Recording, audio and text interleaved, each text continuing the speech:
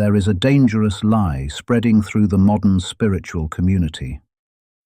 You have probably heard it 100 times. You are already enlightened. There is nothing to do. Just drop the search. This sounds beautiful and liberating, but it might be the exact reason you are completely stuck. This message is often referred to as Neo-Advaita, and the ego absolutely loves it. It allows the spiritual seeker to feel incredibly advanced without actually putting in any real work. You watch endless videos and read ancient texts, yet your baseline level of suffering remains identical. You feel as stuck as if you have not moved 1 inch on your journey. There is a hidden cost to this modern philosophy, and it leads straight into a dark, paralyzing void. The ego simply rebrands its laziness as ultimate realization. In this video, we will break down the exact method the sage Ramana Maharshi taught to shatter this intellectual trap and reignite your true awakening.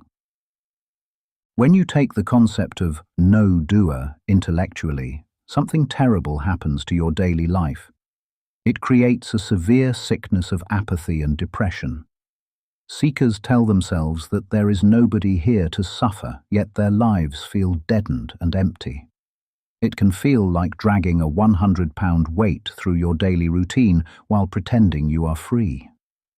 You might experience a profound disconnection from your family, your career, and your passions. You convince yourself this numbness is true detachment. It is not. There is a massive difference between true, vibrant, non-dual peace and a suppressed, nihilistic ego pretending to be detached. If you are struggling with anxiety or frustration, claiming it is all an illusion is not a spiritual victory. It is a psychological defense mechanism meant to protect the ego from deep, uncomfortable investigation. Modern teachers will often tell you to just relax into awareness. Ramana Maharshi told his students something completely different. He demanded incredibly fierce and relentless effort. The method he gave for this effort is called self-enquiry, which is the relentless inner questioning of who am I? While Ramana taught the ultimate truth of non-doership, he knew that intellectual understanding was a trap. The mind has deeply ingrained habits of delusion. To break those habits, this intense questioning is absolutely mandatory. When anger or sadness arises, the modern seeker says, "There is no one to be angry." Ramana instructed you to look directly at the emotion and ask, "To whom does this anger arise?" "It arises to me. Who am I?" This instantly cuts the thought off at its root. He did not tell beginners to do nothing. He told them to fight for their freedom. Ramana made this explicitly clear when addressing the need for practice. Effortless and choiceless awareness is our real nature. If we can attain it or be in it, it is all right. But one cannot reach it without effort, the effort of deliberate meditation. This quote shatters the modern illusion that you can simply think your way into liberation. The effort is the bridge you must cross. This brings up the necessary paradox of spiritual effort. If the doer is an illusion, who is putting in the effort? You must use intense focus to eventually reach the effortless state. You cannot just skip to the end and pretend the fire is already out. At first, this requires massive internal friction. The mind will rebel and tell you this practice is too hard. You must push through that resistance.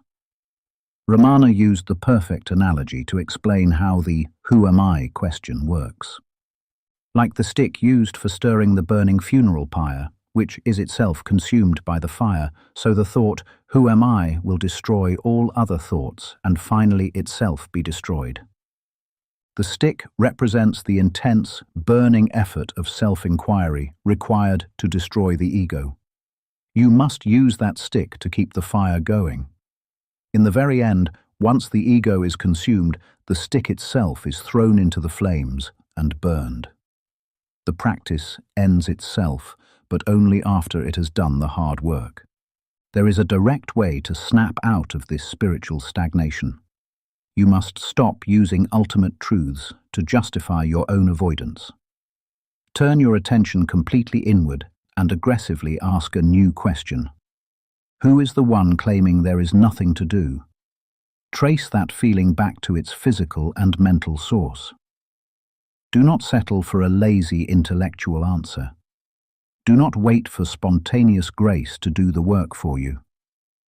Grace meets you at the point of your absolute maximum effort. True realization is not a dead, empty state. It is fiercely alive. When you finally break the paralysis of doing nothing, the true, vibrant reality can finally reveal itself.